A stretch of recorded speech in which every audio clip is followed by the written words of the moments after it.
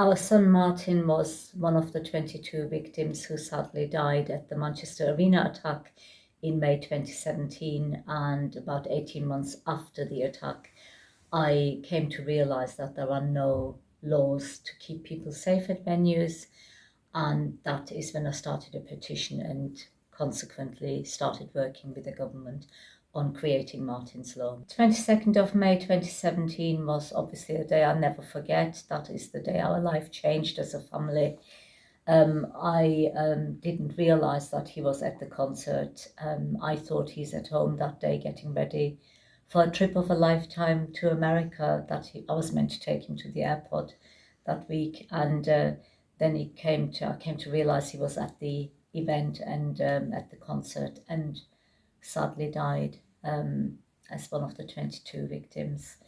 The days and months that followed were a simple nightmare, and as I said, very sadly, I came to realise that security at venues was just an option for people, and I felt very strongly after losing Martyn that no other family should endure what happened to us, and therefore I started campaigning. It started as a 6-month online campaign, and I honestly thought that's going to be done and dusted by then. I was quite naive in those days, thinking that things happen magically very quickly. But what actually did happen is it very quickly turned into a full-time job.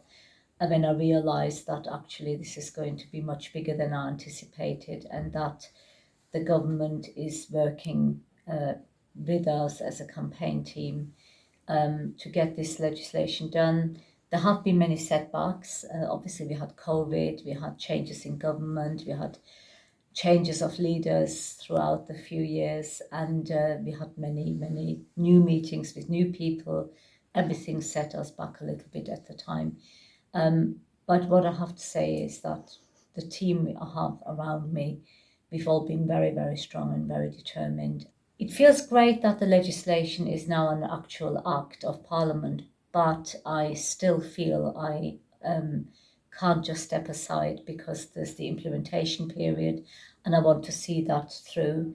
And it's really important to me that actually I keep ownership of Martyn's Law throughout the implementation period, which is why we set up the Martyn's Law Forum, and there will be a newsletter launched. What can I tell you about Martyn? He was absolutely a live wire, loved life, loved people, had a most terrific sense of humour, loved Coronation Street and loved his cat and loved his family. And he had this incredible knack of making everyone who met him believe that that person is the most important person in his life, and that's a really good skill. He'd say, "Go on, Mum." I mean, to be honest, all through this, I feel he's been sat on my shoulder, egging me on anyway.